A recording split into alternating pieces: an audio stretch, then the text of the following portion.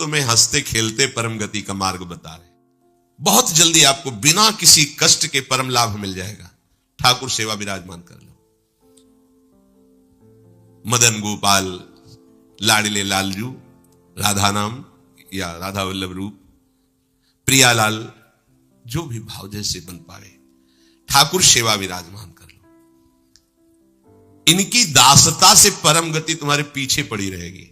स्वीकार कर लो, स्वीकार कर लो। हम नहीं कह रहे तस्मात् शास्त्रम प्रमाणम दीयमानम न गृह्णन्ति बिना मत सेवनम जनाहा। जो सारूप्य सामीप्य सारिष्ट एकत्वाद मोक्ष परम गति है, वो भगवान देते तो मना कर देते, हमें नहीं चाहिए, बस हमें आपकी सेवा चाहिए। बिना मत सेवनम जनाहा, आपकी सेवा छूट जाए ऐसा मुझे मोक्ष आदि नहीं चाहिए, परम गति नहीं चाहिए। महाप्रभु कह रहे क्यों कष्ट में कदम रख रहे हो, आओ बिल्कुल सहज सरलता से परम गति तुम्हारे पीछे पड़ी रहेगी और रस सिंधु का तुम पान करोगे। क्या इन ठाकुर का श्रृंगार करो, बहुत रिजवार है। इनको आपका भाव चाहिए, जैसे भी आप हो, कोई शर्त नहीं है कि ये चीज होनी ही चाहिए, नहीं। देखो बाजरे की रोटी और नमक, धन्ना जाट, कुछ नहीं है, दूसरी वस्तु नहीं है ही नहीं घर में। और ठाकुर साथ खेला कि नहीं खेला? आज तक वर्णन किसी भोग का ठाकुर जी ने नहीं किया। वाह वाह, सुदामा के तंदुल पाके बोल पड़े वाह। आज जो तृप्ति मिली वो कहे, सबरी के बेर पाकर के ठाकुर जी को तृप्ति हुई। तो अगर 56 भोग से तृप्ति होती तो फिर बात अलग थी कि हम गरीब कैसे भोग लगा पाएंगे। लेकिन हमारे ठाकुर को आपका भाव चाहिए। गर्व है कि मैं 56 भोग लगाता हूं, ठाकुर ने देखा भी नहीं, दृष्टि भोग भी नहीं लगाया, क्योंकि गर्व रूपी दूषित वस्तु उसमें पड़ी है और भाव रूपी परम स्वादिष्ट वस्तु पड़ी है। तो बाजरे की रोटी को रोकना पड़ा धन्ना जाट को कि तू 3 दिन हो गए पूरी रोटी खा लेगा तो मैं भूखा रह जाऊंगा, आधी तुम पाओ आधी हम पाएंगे। नवकिशोर ठाकुर जी नई अवस्था, धन्ना जाट खेल रहे ठाकुर भाव। महाप्रभु कह रहे हैं मदन गोपाल का श्रृंगार करो, उनकी आरती उतारो। देव ऋषि नारद, शुकाचार्य, भगवान व्यासदेव जी आदि बड़े बड़े महापुरुष कह रहे हैं यदि मदन गोपाल ठाकुर की सेवा की तो बिना कष्ट के परम गति, परम सुख तुम्हें वरण कर लेगा। बिना कष्ट के तुम परम सुख सिंधु में डूब जाओगे, विश्वास करो। हरिवंश महाप्रभु कह रहे हैं अगर करी धूप कुमकुम मलय रंजित, नौबर्तिका घृत सो पूरी राखो, कुसुम कृत माल नंदलाल के भाल पर, तिलक करी प्रगट यश क्यों न भाखो। भोग प्रभु योग भरी थार धरि कृष्ण पे, मुदित भुज दंडवर चवर ढारो, आचमन पान हित मिलत कर्पूर जल, सुभग मुखवास कुलता पिजारो। शंख दुंदुभि पणवो घंट कल वेणुरो, झल्लरी सहित सुर सप्त नाचो, मनुज तन पाई यह दाय ब्रजराज भज, सुखद हरिवंश प्रभु क्यों न याचो। मनुज तन पाए यह दाय ब्रजराज भज, सुखद हरिवंश प्रभु क्यों न याचो। आरती मदन गोपाल की कीजिए, आरती मदन गोपाल की कीजिए। आरती सजाओ, ठाकुर को सुंदर सुंदर सुवासित जल से स्नान करा के, कोमल वस्त्रों से श्रीअंग प्रक्षालन करके, पोछ करके विराजमान करो। सुंदर पोशाक धारण कराओ, सुंदर धीमे धीमे चंदन घर्षण करो, केसर कपूर डाल के ऋतु के अनुसार धीरे धीरे, इसलिए मोटा ना हो, स्थूल हुआ तो पत्रावली ठीक नहीं बनेगी, पत्रावली करो। सुंदर सुंदर पुष्प लाओ चयन करके, दो चार पुष्प ही वृंदावन के हो गए तो लाखों करोड़ों के बाहर के पुष्प समानता नहीं कर सकते। इस धाम में जो प्रगट पुष्प है, किसी भी लता के दो चार पुष्प कोमल पत्ते चढ़ा दो, हमारे ठाकुर रीझ जाएंगे। सुंदर सुंदर पुष्पों की माला गुंथो, अहोभाग्य है उनके जो रोज श्री जी की सेवा में, ये सेवा का सौभाग्य। सुंदर सुंदर आभूषण फूलों के, माला फूलों की धारण कराते हैं, अहोभाग्य। जीवन धन्य है, उनका हाथ धन्य हो गया। पूर्व जितने भी हाथों से हमारे कर्म नहीं होने चाहिए वो हुए हैं, वो सब भस्म हो जाएंगे, क्योंकि ठाकुर सेवा में हाथ लग गए। आप ठाकुर जी की रसोई अमनिया कर रहे, ठाकुर जी की रसोई अमनिया के हुए पात्रों को अमनिया कर रहे, आप पोछा लगा, कृतकृत्य हो गए। लाखों माला भजन इसकी समानता नहीं कर सकता। श्री जी के उच्छिष्ट पात्रों को आपने मार्जन करके विराजमान किया नवीन भोग के लिए, लाखों माला इसकी समान। ये सेवकाई है, सेवकाई सीधे श्री जी को अधीन करती है। माला जपने का फल है, इसका फल नहीं, ये सीधे आराध्य देव को अधीन करती है सेवा। जैसे उपासक रात में जग करके, नींद ना लेकर के, कष्ट सहते हुए वर्षों का अभ्यास, ये श्रृंगार करते, इसमें 2-4 घंटे नहीं लगते हैं। कल जो श्रृंगार होना है, मध्याह्न में विश्राम नहीं करते, नीचे वहां बेसमेंट में ये श्रृंगार करते रहते कपड़ों का। ये श्री जी आज ऐसे सिंहासन में बैठे, निहाल हो गए तुम। अगर अन्य कोई दुराचार प्रवृत्तियां तुम्हारे ऊपर शासन ना करे, तुम अन्य कोई गलत कार्य ना करो, तो तुम खुद ही देख लोगे कि आपके अंदर श्री जी क्या देती है। जो बड़े बड़े योगियों के लिए दुर्लभ है वो प्रीति आ जाएगी, लाडली जी के लिए रोना आ जाएगा, कभी श्रृंगार करते करते आंसुओं की झड़ी लग जाएगी। ऐसा होता है, ऐसा होता है। जब हमारे अंदर भाव बहुत है और सामग्री नहीं है, तब वो दैन्यता भरी सेवा होती, पूछो मत। जब कुछ नहीं था, थोड़ी मिश्री केवल, और भाव में कढ़ी चावल और फुल्का ऐसे सब, तो आंसू चल रहे कि लाडली मुझ दीनहीन गरीब की, क्या है आपके द्वारा दी हुई मिश्री केवल है, सामने रख के ऐसा सुख मिलता तो कैसे। बिहारी जी के सामने से 4 डलियों से फूल मांग लिए, 1-1, 2-2 ऐसे फूल दे दिए, श्री जी के लिए फूल दे दिए, तो दे देते थे मालीजन। आके जब उनकी पंखुड़ी करके शयन के ऐसी छोटी सी गादी लगाते और श्री जी को विराजमान करके ऐसे चल, कैसे वो सुख तुम्हें कैसे वर्णन करें। बड़े बड़े योग सिद्धांत भी जहां प्रवेश नहीं पाते, वो ये बात है। जोग कुजोग ज्ञान अज्ञानू, जहां नहीं राम प्रेम प्रधान, सो सब धर्म कर्म जर जाऊ, जहां राम पद पंकज भाव। ये आखिरी स्थिति है प्रेम की। महाप्रभु कह रहे, इस बात के सुखदेव जी, भगवान व्यास देव जी, देवर्षि नारद साक्षी है कि जो मैं बात कह रहा हूं कि बिना कष्ट के तुम्हें रस सिंधु की प्राप्ति होगी। तुम आरती करो मदन गोपाल की, उनको श्रृंगारित करो। आरती में जो धूप होती है, अगर बड़ी सुगंधित होती है। अब तो सब बदल रहा है, पैसे के कारण अन्य अन्य मिलावट की धूप, जरा सी धूप की सुगंध, पूरा वातावरण सात्विक। अपने यहां पहले धूप आरती होती है, बड़ा दुलार भरी सेवा है श्री जी की। फिर इसके बाद जो बत्ती की नोक होती है, उसमें चंदन लगाया जाता है, ऐसे सूखा चंदन, पिसा हुआ सूखा, ऊपर से केसर। तो वो हल्का सा केसर पर लिए हुए चंदन, क्योंकि जो ही हम प्रज्वलित करेंगे तो पहले धुआं ना निकले, सुगंध निकले। इसीलिए महाप्रभु कह रहे हैं कि कुमकुम मलय रंजित बर्तिका, 9 बर्तिका जिसमें चंदन बुरा, ऐसे, क्योंकि घी लगा होता है वो चिपक जाएगा। फिर केसर पिसी हुई, ऐसे। तो जे ही हम अग्नि प्रज्वलित करेंगे तो धुआं नहीं निकलेगा, उससे चंदन की सौरभ, ये भाव की चीज है। बोले मलय कुमकुम मलय रंजित 9 बर्तिका, कैसी घृतसो पूरी राव, घी से सनी हुई पूरी। कुसुम कृत माल नंदलाल के भाल पर तिलक करी प्रगट यश के अहो भाग्य। आप चंदन किसे श्री जी के लिए, फिर उससे आप श्री जी को तिलक रचना कर रहे, पत्रावली लगा रहे, अहो भाग्य। ये बड़े भाग्य से सेवा का सौभाग्य मिलता है।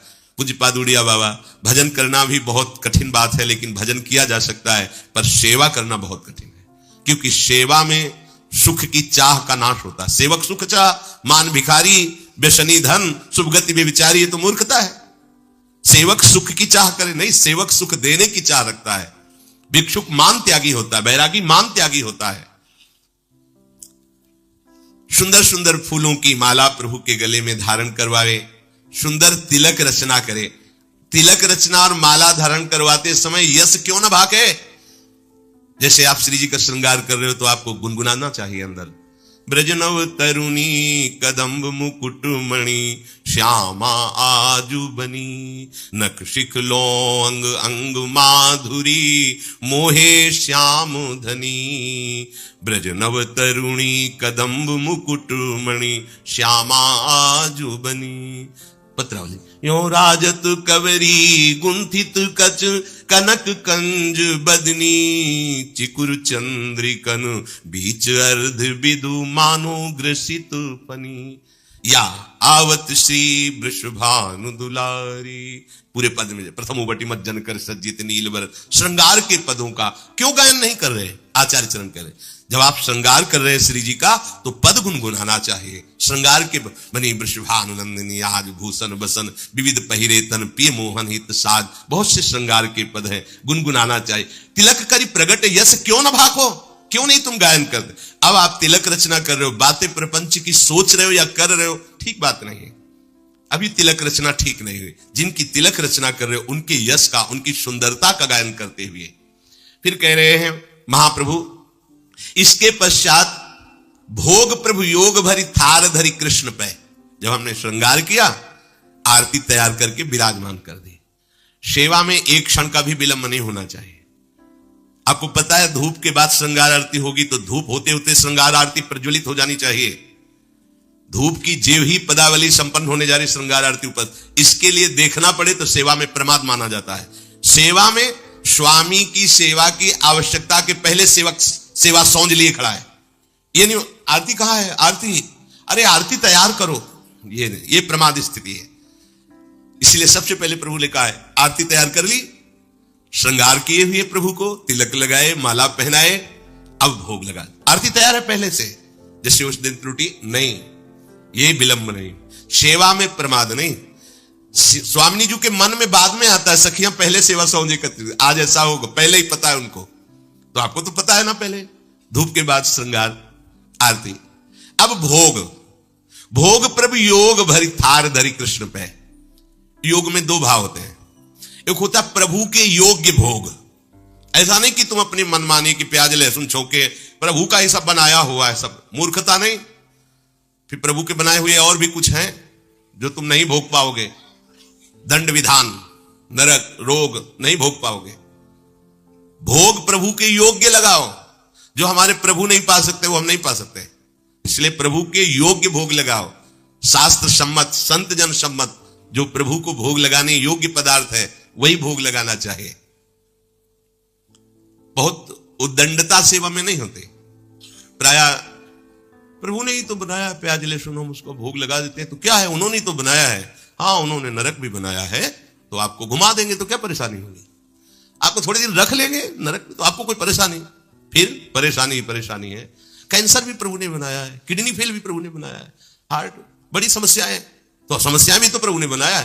होश में भोग प्रभु योग भरी, प्रभु के योग्य जो पदार्थ है वो थाल में रखो। दूसरा आध्यात्मिक आंतरिक भाव, योग कहते हैं अपनेपन का।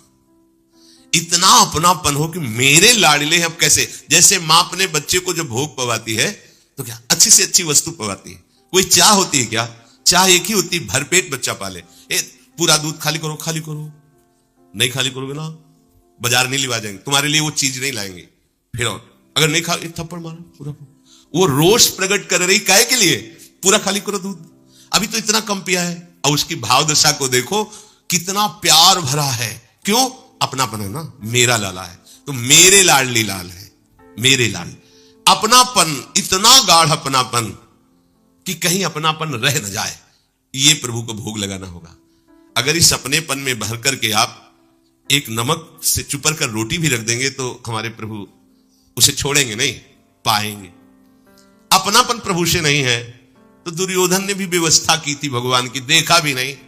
अपनापन है विदुरानी को मेरे प्रभु, तो छिलका वाह वाह करके पा रहे हैं।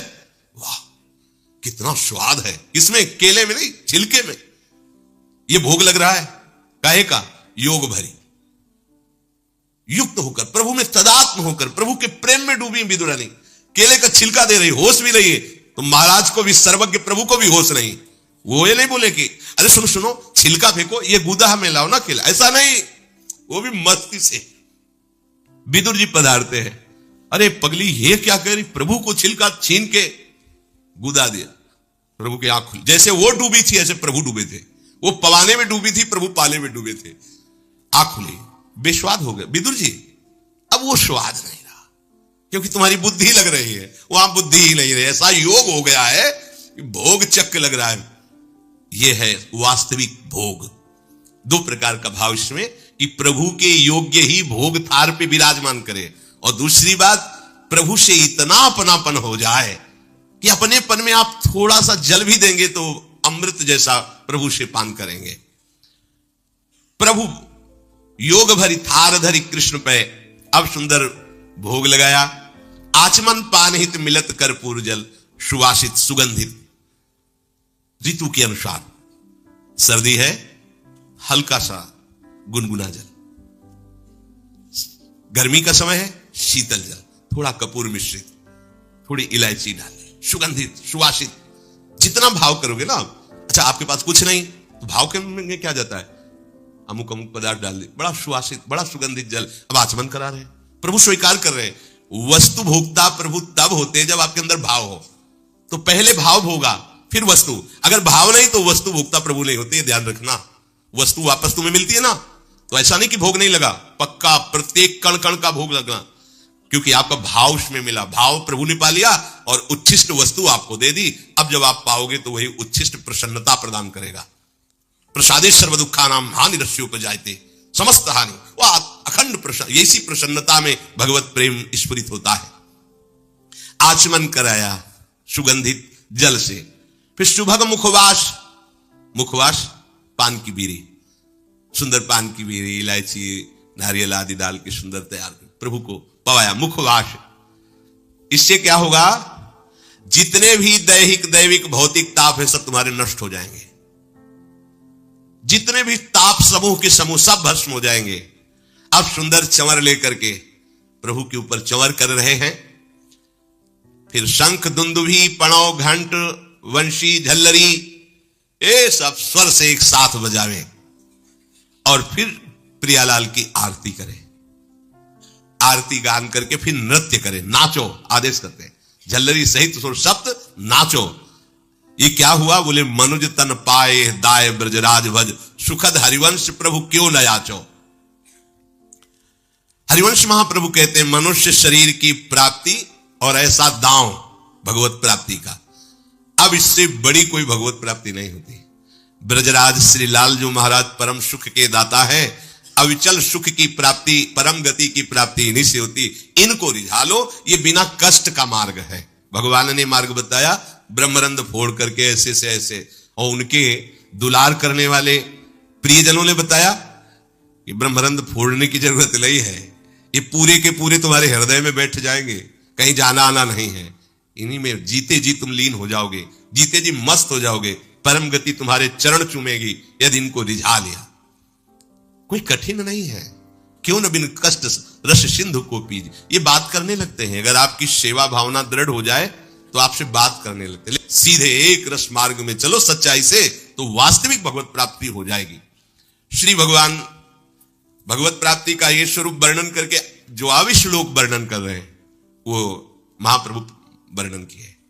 कह रहे अनन्य चेता सततम यो माम स्मरति नित्य सहा, तस्याहम सुलभ पार्थ नित्य युक्त योगिनः। ये अमृतमय श्लोक है भक्त के लिए, प्रेमी उपासक के लिए यही जीवन है। ये सब साधन मार्ग हैं, पर ये हर संप्रदाय के, हर साधना के उपासक के लिए ये अमृतमय श्लोक है। भगवान इस श्लोक में बोले हैं सुलभा, मैं बहुत सुलभता से उसको प्राप्त हो जाता हूं। जैसे महाप्रभु बोले क्यों न बिन कष्ट रस सिंधु को पीजिए, तो कह रहे तस्याहम सुलभा, मैं उसके लिए सुलभ हूं। सुलभ माने बिल्कुल सहजता से प्राप्त हो जाता हूं। किसके लिए, बोले अनन्य चेता सततम यो माम स्मरत नित्य शाह, जो मेरा अनन्य चिंतन करता है, नित्य निरंतर चिंतन करता है, बस यही जीवन का लक्ष्य रहा है। गुरु कृपा से बच्चापन में ही गुरुदेव भगवान की बलिहारी यही बात डाल दी थी कि बच्चा निरंतर भजन करने से जो झांकी आती है प्रभु, वो में शब्द याद है, झांकी आती तब जानना चाहिए भजन, एक क्षण भी भजन न छूटे। ये संस्कार अगर कहीं भगवान की कृपा से और मार्ग का गुरुदेव उपदेश करते तो एकदम पूरा स्वभाव था वही पड़ता, पर भगवान ने जहां जैसे पहुंचाना होता है वैसे ही, जैसे सन्यास मार्ग में भी थे तो हमारी निराकार में रति नहीं थी, गंगाधर भगवान शिव के रूप में आ सकती थी। अब हमें पता चला कि क्यों नहीं होने दी निराकार में, क्योंकि रूप में ही लाना था उनको कृपा करके, इसलिए निराकार में आसक्ति नहीं होने दी। उनका सारा पहले विधान होता है। गुरुदेव भगवान ने ये पिताश्री से कहा, पिताजी आए और कहा कि ये लड़का बाबा बनना चाहता है स्वामी जी। वो आते जाते थे घर में, तो सैमशी में उस समय स्वामी जी विराजमान, तो उनका पाने छोड़ जाओ, एक हफ्ता बाद ये घर भाग जाएगा, या फिर हम एक हफ्ता बाद मंत्र दे देंगे, तब जान लेना कि साधु बनी ही जाएगा। उस स्वामी जी जैसी आपकी इच्छा छोड़ के गए। एक हफ्ते जो है गुरुदेव भगवान ईंट ढोवाना, झाड़ू लगवाना, बड़े कार्य करवाना, और जैसे पेड़ा आदि आते सबको बांटते, हमें एक भी पेड़ा नहीं देते। शाम के एक बार भोजन की अनुमति पाल, 7 दिन तक चुपचाप शेष। फिर कहा अच्छा कल गंगा नहा के आ जाना, मंत्र दे देंगे। ठीक है, सुबह गए स्नान करके तो पंचाक्षरी मंत्र दिया, मंत्र दे के कुटिया में गए, फिर उठ के आए, बोले सुनो आओ एक बात कहनी। बैठे, बोले द्वादशाक्षर मंत्र भी ले लो। तुम कहा जपेंगे कौन? बोले पहले तुम ये जपना, लेकिन ये रखे रहो, आगे काम आएगा। हमारी समझ में नहीं आ रहा था कि मतलब मंत्र दो क्यों दे रहे हैं। ये पहले से भूमिका तैयार थी वृंदावन की, हमें पता नहीं था। द्वादशाक्षर मंत्र भगवान श्री कृष्ण का, पंचाक्षरी मंत्र सबसे पहले दिया। बाद में पता चला कि ये बीज तो गुरुदेव ने ही पहले बो दिया था कि जिस मार्ग से घूम के जाना है। वो कह रहे थे कि बाद में तुम्हें पता चलेगा। वो बाल्यावस्था थी, मेरी मति गति वहां तक पहुंच नहीं रही थी। और जपे हम पहला ही, जपे पहला ही, बाद में जब भगवान शंकर ने इधर, तब मुझे समझ में आया कि बीज तो गुरुदेव भगवान ही अंदर से बो दिए थे पहले ही। ये कृपा गुरुदेव भगवान की हुई कि चित्त में बैठाल दिया कि निरंतर चिंतन करना यही संन्यास है, यही साधना है, यही भगवत प्राप्ति का स्वरूप है। गुरु कृपा से पूरे जीवन भर एक बात रहे कि हम कभी एक सेकंड के लिए अपने आराध्य देव को ना भूले। पूरे जीवन भर इसकी चेष्टा गुरु कृपा से करते। अन्य सब बात थी साधन की, पर बात उसमें प्रधान ये थी कि भूले ना। जैसे हम गायत्री मंत्र भी जप रहे हैं नैष्ठिक ब्रह्मचर्य में, तो गुरु के द्वारा दिया हुआ पंचाक्षर मंत्र लिखा हुआ है, बार बार उसे देख रहे हैं, अंदर से देख रहे हैं, गायत्री मंत्र चल रहा है। बड़ी कृपा रही है, मन को भागने के अवसर नहीं मिले। अनन्य चेता सततम, इसलिए हम आपको फिर कह रहे हैं, बहुत जल्दी लाभ लेना है तो इसको डबल पटरी में फंसाओ। यह जो एक मन बहुत ठोर कर कहकर उसने सच पायो, बहुत जगह नहीं लगता है कि एक प्रभु में लगाओ फिर संसार में, प्रभु में ही 2 जगह लगा दो। बड़ी चतुराई से फांसा जाता है।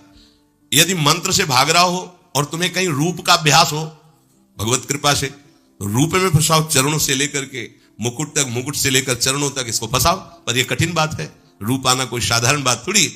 तो डबल नाम में फंसाओ। जैसे कल कहा था कि शरणागत मंत्र चल रहा है, राधा लिखे है, राधा बार बार, और शरणागत मंत्र जा कहा जाएगा।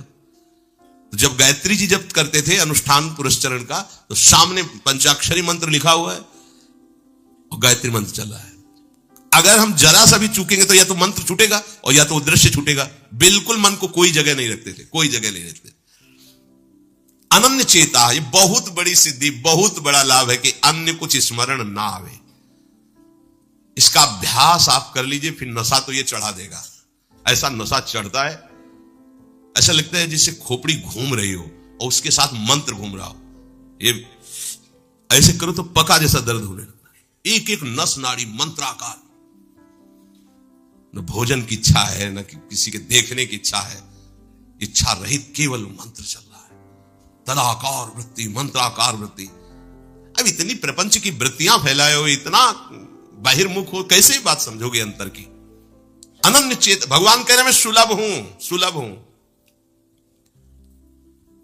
काशी में प्रतिदिन ही होता, आज महादेव जी साक्षात आएंगे, सुबह से तैयारी हो जाती थी, आज महादेव जी आएंगे। घाट में ही रहते थे, पंडों की छतरी के नीचे तपती हुई धूप, तो घाट में धूप ऐसे ज्वाला सी लगती थी, और छोटी सी छतरी, उसी के नीचे दोपहर रात्रि वहीं 2 बजे तक तो तपती थी फर्श, और 2 बजे के बाद स्नान करके महादेव जी विश्वनाथ जी पहुंच गए।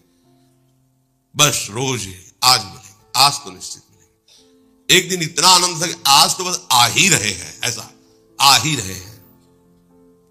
जैसी भावना करोगे, जा पर जाकर सत्य सने हो, सो तो ही मिले न कुछ संदेह हो। भयंकर जटाओं का बोझा ऐसे, इतना बड़ा हाथ में त्रिशूल लिए, देखा दोपहर में नग्न पैर से आ गए। अब अपने जो जहां पागल है वही उसको दिखाई दे, साष्टांग दंडवत ऐसे, मौन, कुछ बोले नहीं उससे। हम तो बस वैसे स्तब्ध, जैसे कोई जड़वत। बाद में विचार आया, इसका मतलब क्या था? मैं ही मैं हूं, दूसरा कोई नहीं है। अलग से देख ले की भावना मत करो, कण कण में मैं विराजमान हूं। एक दिन भाई जी के प्रति बहुत आकर्षण जब था, तो एक स्वप्न देखा कि स्वप्न में हम भाई जी से पूछ रहे कि मुझे श्री कृष्ण की प्राप्ति कब होगी। इसके बाद की बात, भाई जी ने ऐसे चश्मा करके ऐसे देखा, राधा बाबा बगल में बैठे, और कहा जब श्री कृष्ण बन जाओगे तब श्री कृष्ण की प्राप्ति होगी। जगने पर, बहुत विचार करने पर फिर यह कि श्री कृष्ण बन जाओगे, भाई जी का तात्पर्य क्या था? तब समझ में आ गया। मन कृष्णाकार, बुद्धि कृष्णाकार, चित्त कृष्णाकार, अहम कृष्णाकार, तब कृष्ण साक्षात्कार हो गया। नित्य युक्तस्य योगिनः तस्याम सुलभा पार्थ नित्य युक्तस्य योगिनः। नित्य युक्त हो गया जिसका चित्त प्रभु को छोड़कर किसी भी भोग भूमि में, किसी भी ऐश्वर्य में, किसी भी सिद्धि में। जैसे किसी को लगता है कि ये चमत्कार दिखाना, कोई भी चमत्कार दिखाना बहुत कठिन बात है।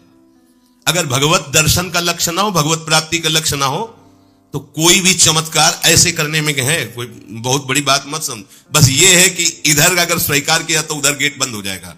इसीलिए पिट जाते हैं, गाली सुन लेते हैं महात्मा जन, लेकिन प्रयोग नहीं करते अपने भजन का, प्रभु के पास जाते हैं। ऐसा ना समझे ना कि वो चमत्कार पीछे घूमते हैं।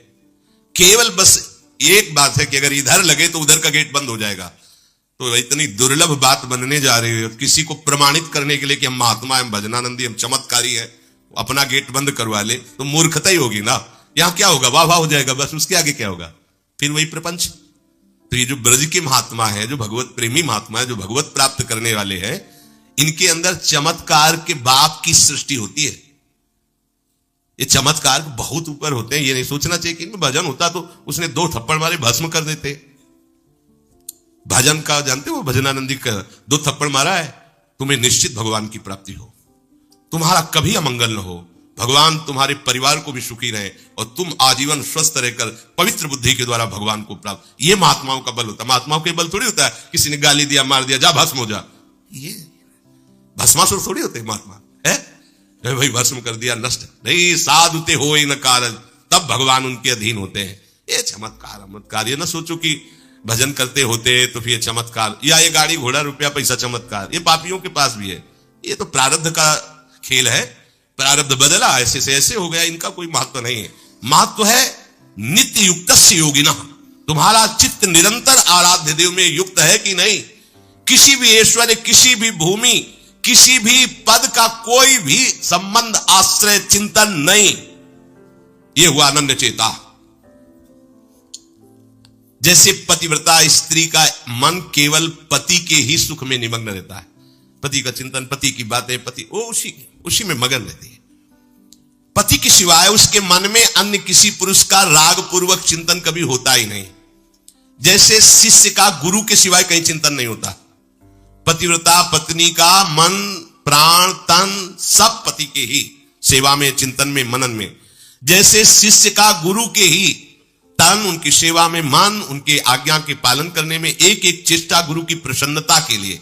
कोई दूसरा इष्ट शिष्य का होता ही नहीं है। शिष्य का कोई दूसरा इष्ट नहीं होता। ऐसे शिष्य को अपने गुरुदेव में ही भगवान का साक्षात्कार हो जाता है। क्योंकि पर्दा हटा तो देख लिया कि प्रिया प्रीतम मुस्कुराते हुए बैठे,